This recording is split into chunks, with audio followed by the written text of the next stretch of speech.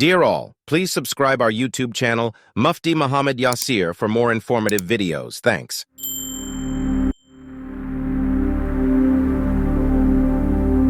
غزوہ خندق سلمان فارسی نے کہا بڑا کھودتے ہیں، تین طرف محفوظ کرتے ہیں، ایک طرف سے ہم خود کھڑے ہو جائیں گے۔ تب خندق کھود رہے، تو خندق کھودتے ہوئے یہ ہوا کہ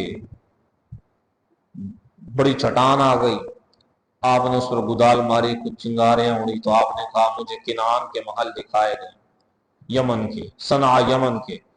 اور دوسری ماری چنگاری اٹھی تو کہا مجھے کسرا کے محل دکھائے گئے، تیسری ضرب ماری تو کہا مجھے کیسر کے محلات دکھائے گئے۔ پیچھے منافقین سن رہے تھے، کہا خود کی حالت تو یہ ہے کہ اپنے بچاؤ کے لیے گڑھا کھود رہے۔ منافقین کے الفاظ تھے، وہ تو اس طرح کے موقع پر وہ ان کو شوشہ چاہیے ہوتا تھا اور بعد محلات کی کرتے ہیں، لیکن اللہ کے نبی نے کہا تو کہاں غلط ہو سکتے۔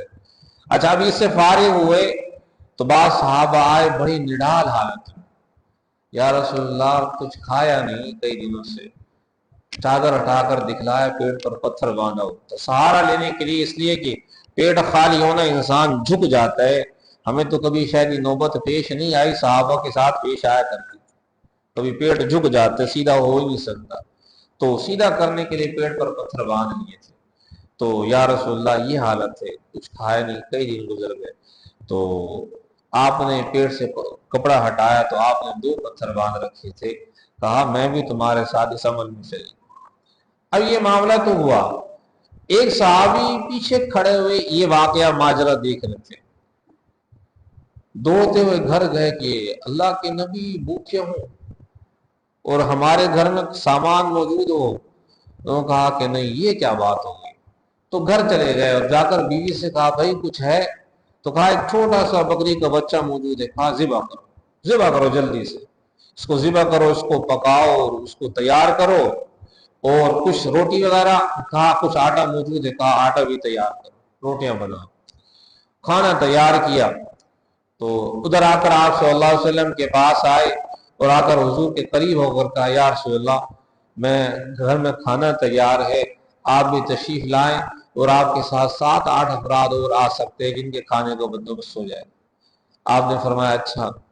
آپ صلی اللہ علیہ وسلم کام سے فارغ ہوئے اٹھے تو تمام صحابہ سے کہا بھئی آ جاؤ، چلو آ جاؤ، اور تمام صحابہ کی تعداد 400-500 صحابہ اس کام میں لگے ہوئے تھے، سارے ان کے ساتھ چلے، حضور آگے چل رہے ہیں، سیدنا صدیق اکبر بڑے صحابہ حضور کے ساتھ تھے اور پیچھے صحابہ کرام کا لشکر ہے۔ وہ چلنے اب دیکھا تو وہاں پہنچے تو خیمے میں، گھر میں پہلے داخل ہوئے، بیوی سے کہا کہ تم نے کہا تھا حضور کو بتا دینا، تو سارے لے کہا حضور لے کر آ رہے ہیں نا، پھر آنے دو انشاءاللہ بندوبست ہو جائے گا۔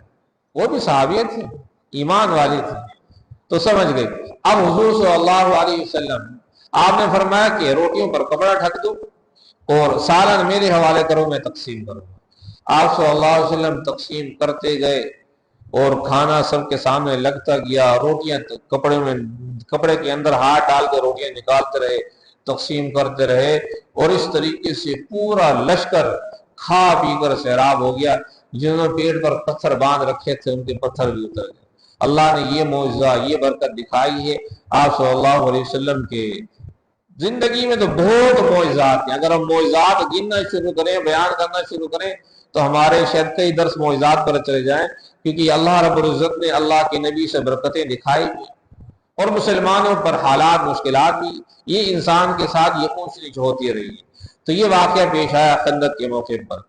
تو ابتدائی حالات اصحاب صفہ، پھر ہمیشہ آپ صلی اللہ علیہ وسلم، یعنی ابو ہریرہ تو آئے ہیں 7 ہجری کے اندر، اس کے بعد 4 سال تک حضور کے ساتھ رہے، تو اصحاب صفہ حضور کے ساتھ چلتے رہے، کچھ آتے تھے پڑھ کر چلے جاتے تھے، کچھ وہاں سے آئے دیگر قافلے سے، 1 دن 2 دن 4 دن 6 دن 8 دن وہی مسجد نبوی میں رہے، دین سیکھا، دین سیکھنے کے بعد واپس چلے گئے۔ اسی طریقے سے کچھ آتے تھے بہت دور سے، تو مہینہ 1.5 مہینہ رہے، اسلام سیکھا، دین سیکھا، دوبارہ واپس اپنے علاقوں میں چلے گئے۔ تو اس طریقے سے مسجد نبوی کا یہ سلسلہ چلا، اور یہی اصحاب صفہ تھے کہ ایک ہی وقت کے اندر طالب علم بھی ہیں، مجاہد بھی ہیں، ایک ہی وقت کے اندر مزکی بھی ہیں، مربی بھی ہیں، اور ایک وقت کے اندر دنیا جہاں کو فتح کرنے والوں میں ان کا بھی بڑا کردار ہے۔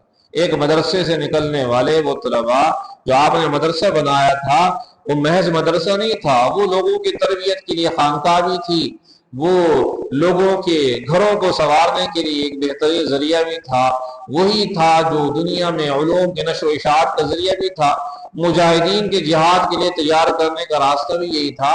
تو وہ سارا سلسلہ مسجد نبوی کے اس مدرسے سے نکل کر پوری دنیا میں پھیلا کہ دنیا جہاں میں جب بھی علوم نبوت کا نام لیا جاتا رہے گا تو اس میں کسی نہ کسی اصحاب صفہ کے صحابی کا نام ضرور آئے گا۔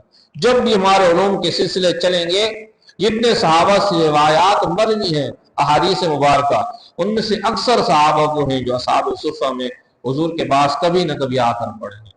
اللہ تعالی ہم سب کو بھی ان کے نقش قدم پر چلنے والا بنا۔ اس کے بعد پھر غزوات کا سلسلہ، سرایا اور غزوات کا جو سلسلہ شروع ہوا، اس کا سلسلہ بھی پھر بڑا طویل ہے۔ کتنے سریے پیش ہیں۔ سریہ وہ جنگ ہے جس میں حضور شریک نہیں ہوئے، غزوہ وہ جنگ ہے جس میں آپ بنفس نفیس شریک ہوئے۔ کتنے غزوات پیش آئے، کتنے سرایا پیش آئے، کہاں کہاں جنگیں ہوئی، کہاں کہاں معاملات ہوئے، اس کا بیان انشاءاللہ تھوڑے سے وقفے کے بعد